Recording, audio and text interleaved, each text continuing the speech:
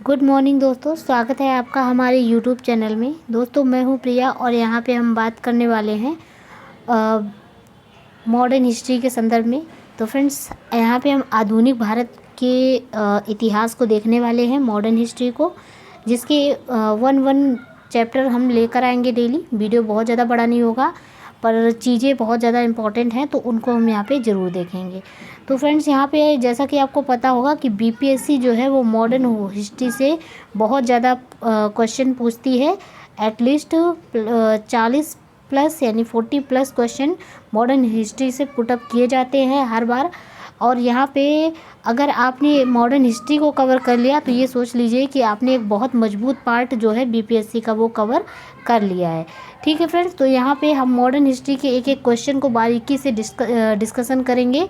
और ये सिर्फ बीपीएससी में ही नहीं फ्रेंड्स, ये आपका चाहे यूपीपीसीएस हो, सॉरी फ्रेंड्स, ठीक है, चाहे वो आपका यूपीपीसीएस हो, चाहे वो कोई भी एग्ज़ाम हो, इन सारे एग्ज़ाम्स में आपका चाहे वो यूपी आरओ एआरओ हो या कोई भी परीक्षा हो, उसमें आपके मॉडर्न हिस्ट्री से बहुत ज़्यादा प्रश्न पूछे जाते हैं। ठीक है, तो मॉडर्न हिस्ट्री हर जगह पे आपके लिए बहुत ज़्यादा इम्पोर्टेंट हो जाती है। यदि आप इसे अच्छे से पढ़ते हैं तो आपके जो एग्ज़ाम है उसमें एटलीस्ट मान के चलिए कि 25% तैयारी यहीं से आपकी संभव हो गई है।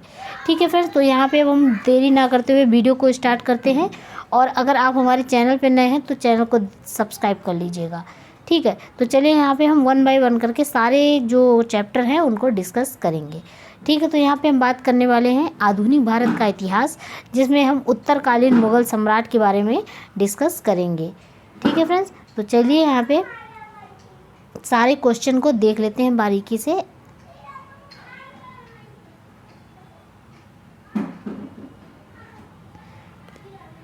तो फ्रेंड जैसा कि देख पा रहे होंगे, उत्तराधिकार युद्ध में, ठीक है, यहाँ पे हम उत्तरकालीन मुग़ल सम्राट के बारे में देखेंगे जो हमारा फर्स्ट चैप्टर है मॉडर्न हिस्ट्री का। उत्तराधिकार युद्ध में गुरु गोविंद सिंह ने बहादुर शाह का साथ दिया था। ठीक है, गुरु गोविंद सिंह ने उत्तराधिकार युद्ध में किसका साथ दिया था? तो बहादुर शाह का साथ दिया था। ये चीज़ याद रखनी है आपको, बहादुर शाह का साथ दिया था। नेक्स्ट क्वेश्चन है, मुग़लों से स्वतंत्र होने वाले यहाँ पे कुछ राज्य और उनके संस्थापक दिए हुए हैं, तो आप यहाँ पे देख सकते हैं। तो देखिए जैसे कि अवध है, जो अवध स्वतंत्र हुआ था शहादत खां, अवध को स्वतंत्र किया था शहादत खां ने। ठीक है, ये मुग़लों से स्वतंत्र होने वाले राज्य हैं, शहादत खां। ठीक है, हैदराबाद को चिनकिलिच खां या निज़ाम उल मुल्क आसफ जाह। ठीक है, उसके बाद में रुहेलखंड को वीर दाऊद या अली मोहम्मद खां ने, बंगाल को मुर्शीद कुली खां और कर्नाटक को सादुतुल्ला खां, भरतपुर को चूड़ामन या बदन सिंह। ठीक है, तो इन सब से मुग़लों से स्वतंत्र होने वाले ये राज्य आपको दिख रहे हैं और उनके ही संस्थापक हैं जिन्होंने इन राज्यों की स्थापना की थी। ठीक है, तो यहाँ पे नोट पॉइंट है। नोट पॉइंट फ्रेंड्स बहुत ज़्यादा इंपॉर्टेंट हो जाता है क्योंकि ये जो नोट पॉइंट होते हैं इसमें कुछ इंपॉर्टेंट चीज़ें ही दे रखी होती हैं। तो देखिए, मुग़ल सम्राट मोहम्मद शाह ने शहादत खां को बुरहान उल मुल्क की उपाधि दी। शहादत खां का असली नाम क्या था? तो उनका नाम था मोहम्मद अमीन। मोहम्मद अमीन जो नाम था वो शहादत खां का असली नाम था। ठीक है फ्रेंड्स, नेक्स्ट क्वेश्चन है, देखिए बहादुर शाह का पूर्व नाम क्या था? तो फ्रेंड्स बहादुर शाह जो है इनका पूर्व नाम था मुअज्जम। ध्यान रखिएगा, बहादुर शाह का पूर्व नाम पूछा जा सकता है आपकी परीक्षा में, तो इनका पूर्व नाम क्या था? मुअज्जम।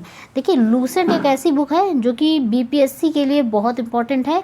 अगर आप लूसेंट पढ़ रहे हैं तो बीपीएससी में आप एकदम सही बुक को सेलेक्ट कर रहे हैं और बहुत अच्छी बुक पढ़ रहे हैं, इसलिए लूसेंट को अच्छे से पढ़िए। हम भी लूसेंट को पढ़ रहे हैं क्योंकि बीपीएससी 69 की प्रिपरेशन में हम भी अभी से लग गए हैं और आई होप आप लोगों को भी लग जाना चाहिए। टाइम वेस्ट नहीं करना चाहिए। हमारे पास 4 मंथ हैं, इन 4 मंथ में हम लोग काफ़ी कुछ देख सकते हैं, पढ़ सकते हैं। तो हमारा जो इम्पोर्टेंट सेक्टर होता है तो इस इम्पॉर्टेंट सेक्टर में जैसे कि मैंने बताया था कि हमारा मॉडर्न हिस्ट्री ये एक 19 में से एक है, तो इसको सबसे पहले कवर करेंगे। ठीक है फ्रेंड, तो यहाँ पे चलिए अब हम आगे बढ़ाते हुए चैप्टर को आगे देख लेते हैं।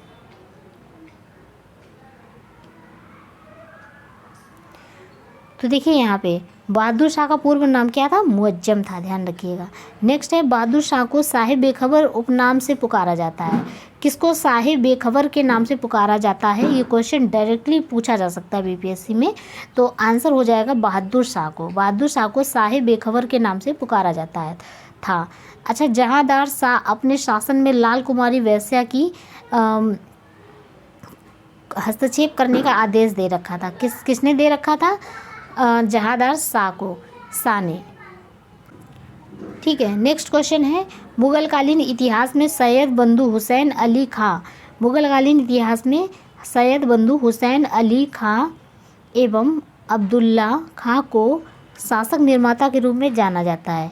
देखिए, मुगलकालीन इतिहास में सैयद बंदू हुसैन अली खां एवं अब्दुल्ला खां को शासक निर्माता के रूप में जाना जाता है। अच्छा, जहांदार शाह को क्या कहा जाता है? लंपट मूर्ख किसे कहा जाता है? तो जहांदार शाह को ही लंपट मूर्ख कहा जाता है। फर्रुखसियर को मुगल वंश का घृणित कायर कहा जाता है। ध्यान रखिएगा, घृणित कायर किसे कहा जाता है? तो फर्रुखसियर को मुगल वंश का घृणित कायर कहा जाता है। नेक्स्ट क्वेश्चन है फ्रेंड्स हमारा, सुंदर युवतियों के प्रति अत्यधिक रुझान के कारण मोहम्मद शाह को क्या कहा जाता है? देखिए, मोहम्मद शाह एक बादशाह थे, इनको सुंदर युवतियों के प्रति अत्यधिक रुझान के कारण इनको रंगीला कहा जाता है। ध्यान रखिएगा, रंगीला बादशाह कहा जाता था। एक संगीतकार के रूप में मोहम्मद शाह ने अनेक ख्यालों की रचना की है। ठीक है, अनेक ख्यालों की रचना किसने की है? तो मोहम्मद शाह ने की है, एक संगीतकार के रूप में। नेक्स्ट है तुरानी सैनिक थे हैदर बेग। तुरानी सैनिक कौन थे? हैदर बेग। इन्होंने 9 अक्टूबर 1720 को सैयद बंदू हुसैन अली खां की हत्या कर दी थी। ठीक है, तुरानी सैनिक थे हैदर बेग। इन्होंने 9 अक्टूबर 1720 को सैयद बंदू हुसैन अली खां की हत्या कर दी थी, ध्यान रखिएगा। नेक्स्ट है मोहम्मद शाह के शासनकाल में ही हैदराबाद के चिनकिलिच खां ने निजाम उल मुल्क की उपाधि धारण की और 1725 ईस्वी में स्वतंत्र राज्य की स्थापना की। ठीक है, मोहम्मद शाह के शासनकाल में ही हैदराबाद के चिनकिलिच खां ने निजाम उल मुल्क की उपाधि धारण की और 1725 ईस्वी में स्वतंत्र राज्य की स्थापना की। उसके बाद में हैदराबाद की जो स्थापना है तुरानियों ने एवं अवध की स्थापना ईरानियों ने की। ध्यान रखिएगा, हैदराबाद की स्थापना तुरानियों ने की है और जो अवध है, अवध की जो स्थापना है वो ईरानियों ने की है। अच्छा, ईरान जो है वो फारस के सम्राट नादिर शाह की यदि बात कर लेते हैं तो ईरान फारस के सम्राट थे ये। इन्होंने 1739 ईस्वी में दिल्ली पर आक्रमण किया था। 1739 में यानी कि 1739 में इन्होंने दिल्ली में आक्रमण किया और उस समय दिल्ली का शासक अगर पूछा जाए कौन था, जिस समय नादिर शाह ने 1739 में दिल्ली में आक्रमण किया था, उस समय वहाँ का शासक कौन था दिल्ली का? तो मोहम्मद शाह था। मोहम्मद शाह जो थे उस टाइम पे दिल्ली के शासक हुआ करते थे। ठीक है, तो तब जब नादिर शाह ने वहाँ पे आक्रमण किया था, तो नादिर शाह को ईरान का नेपोलियन कहा जाता है। ध्यान रखिएगा, एक इम्पॉर्टेंट फैक्ट कि ईरान का नेपोलियन किसे कहा जाता है? तो नादिर शाह को ही ईरान का नेपोलियन कहा जाता है। ध्यान रखिएगा, ये क्वेश्चन काफ़ी ज़्यादा महत्वपूर्ण है। नादिर शाह लगभग 70 करोड़ रुपए की धनराशि लेकर और जो शाहजहां का बनवाया हुआ जो तख्ते ताउस था, ये पिकॉक का थ्रोन होता था, यानी कि एक मयूर सिंहासन होता था। ठीक है, तो ये नादिर शाह ने क्या किया, 70 करोड़ रुपए की धनराशि ली और वहाँ पे दिल्ली में आक्रमण करने के बाद शाहजहां ने जो तख्ते ताउस बनवाया था, यानी पिकॉक थ्रोन बनवाया था, तथा कोहिनूर का एक हीरा था, तो उनको सबको ले जाकर फारस ये लौट गए थे। ठीक है, फारस लौटा था ये। ठीक है, उसके बाद में तख्ते ताउस मयूर सिंहासन पर बैठने वाला अंतिम मुगल सम्राट कौन था? तो देखिए, तख्ते ताउस या मयूर सिंहासन पर बैठने वाला जो अंतिम मुगल बादशाह था वो कौन था? मोहम्मद शाह था। ध्यान रखिएगा, मोहम्मद शाह जो थे वो सबसे लास्ट यानी अंतिम शासक थे जिन्होंने मयूर सिंहासन पे बैठे थे। अच्छा, नेक्स्ट है शाह आलम द्वितीय। शाह आलम द्वितीय अली गौहर के शासनकाल में 803 ईस्वी में अंग्रेज़ों ने दिल्ली पर कब्जा कर लिया था। ठीक है, तो शाह आलम द्वितीय अली गौहर के शासनकाल में 1803 में अंग्रेज़ों ने दिल्ली पर कब्जा कर लिया था, ध्यान रखिएगा। पानीपत का तृतीय युद्ध यदि बात कर लेते हैं तो पानीपत का जो तृतीय युद्ध था ये 1761 ईस्वी में मराठा एवं अहमद शाह अब्दाली के बीच सेना के बीच हुआ था। पानीपत का अगर पूछा जाता है पानीपत का जो तृतीय युद्ध था वो कब हुआ था, तो 1761 में हुआ था। अगर पूछा जाए किसके बीच हुआ था, तो फ्रेंड मराठा एवं अहमद शाह अब्दाली सेना के बीच ये युद्ध लड़ा गया था। इस युद्ध में मराठों की हार हुई थी, ये भी ध्यान रखिएगा, ये इंपॉर्टेंट फैक्ट है कि इस युद्ध में किसकी हार हुई थी, मराठों की। अहमद शाह अब्दाली जीत गए थे। नेक्स्ट क्वेश्चन है फ्रेंड्स, नोट पॉइंट के थ्रू यहाँ पे दिया गया है। तो अहमद शाह अब्दाली का वास्तविक नाम अगर पूछा जाए कि क्या था, तो अहमद शाह अब्दाली का जो वास्तविक नाम था फ्रेंड्स वो अहमद खां था। क्या था, अहमद खां। ठीक है, इसने 8 बार भारत पर आक्रमण किया था। कब, कितने बार, 8 बार। अहमद शाह अब्दाली ने भारत में कितने बार आक्रमण किया था, तो 8 बार भारत पर आक्रमण किया था। नेक्स्ट है गुलाम कादिर खां। ठीक है, देखिए गुलाम कादिर खां ने 1806 में शाह आलम द्वितीय की हत्या कर दी थी। शाह आलम द्वितीय की हत्या किसने करवा दी थी, तो ध्यान रखिएगा 1806 में गुलाम कादिर खां ने अहमद शाह आलम द्वितीय की हत्या करवा दी थी।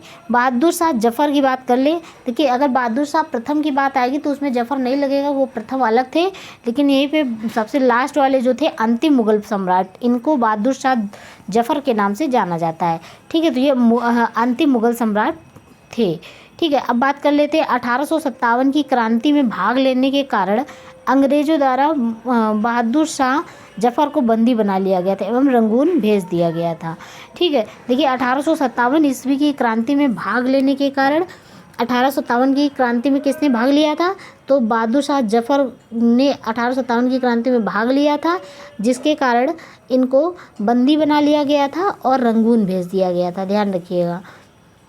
उसके बाद में देखिए लाल किला स्थित हीरा महल, लाल किला में स्थित था हीरा महल, बहादुर शाह जफ़र ने बनवाया था। अगर पूछा जाए हीरा महल किसने बनवाया था, तो बहादुर शाह जफ़र ने बनवाया था, ध्यान रखिएगा। मशहूर शायर हैं जो जिनका नाम है मिर्ज़ा गालिब, मशहूर शायर मिर्ज़ा गालिब बहादुर शाह जफ़र के ही समय दिल्ली में रहते थे, ध्यान रखिएगा कि मशहूर शायर जो थे मिर्ज़ा गालिब बहादुर शाह के समय कहाँ पे रहते थे, तो ये दिल्ली में ही रहते थे मिर्ज़ा गालिब। फिर नेक्स्ट क्वेश्चन है हयात बख्श बाग लाल किला दिल्ली में स्थित है। अगर पूछा जाए हयात बख्श बाग कहाँ पे स्थित है, तो ये लाल किला दिल्ली में स्थित है, ध्यान रखिएगा। ठीक है, हयात बख्श बाग कहाँ पे स्थित है, लाल किला दिल्ली में। ठीक है, यहीं भी कुछ इंपॉर्टेंट फैक्ट्स हैं फ्रेंड, इनको भी देख लेते हैं, ये काफ़ी ज़्यादा इंपॉर्टेंट होते हैं परीक्षा की दृष्टि से। अगर बात करें उत्तरकालीन मुग़ल सम्राट की जो व्यवस्था थी उसके संदर्भ में, तो देखिए बहादुर शाह जो थे, बहादुर शाह ये 1707 से 1712 ईस्वी में सम्राट बने थे, मुग़ल सम्राट। उसके बाद में जो जहांदार शाह, देखिए जो हमारे फर्स्ट थे वो भी बहादुर शाह ही थे, जो 1707 से 1712 में सम्राट बने थे। जहांदार शाह की यदि बात करें तो ये 1712 से लेकर 1713 सिर्फ 1 साल बने। फर्रुखसियर की बात कर लेते हैं तो 1713 से 19 इन्होंने काफ़ी समय तक मुग़ल सम्राट के पद पर रहे, आप देख सकते हैं यहाँ पे। और मोहम्मद शाह की बात कर लेते हैं तो ये 1719 से 1748 ईस्वी में रहे। अहमद शाह की बात करें तो ये 1748 से 1754 में। और आलमगीर द्वितीय की बात कर लेते तो ये 1754 से 1759 ईस्वी में। शाह आलम द्वितीय की बात कर ले तो ये 1759 से 1806 ईस्वी में। अकबर द्वितीय की बात कर ले 1806 से 1837 ईस्वी में। बहादुर शाह जफ़र की बात कर लेते हैं तो ये 1837 से 1857 तक पद पर रहे। ये मुग़ल सम्राट के अंतिम बादशाह थे। ठीक है, तो इस प्रकार हमारा जो फर्स्ट चैप्टर है ये कंप्लीट हो चुका है फ्रेंड्स। आई होप आप लोगों को समझ में आया होगा, क्योंकि चीज़ें बहुत ज़्यादा आसान हैं। अगर आप लोग इनको चीज़ें समझ नहीं आ रही हैं तो 1 से 2 बार वीडियो को ध्यान से देख लीजिएगा, चीज़ें एकदम अच्छे से क्लियर हो जाएंगी। ठीक है, तो ये काफ़ी ज़्यादा इंपॉर्टेंट और अच्छे क्वेश्चंस थे, इनको आप लोगों को याद करना है, एकदम रट डालना है, तभी आप बीपीएससी में टॉप कर पाएंगे, बीपीएससी परीक्षा निकाल पाएंगे।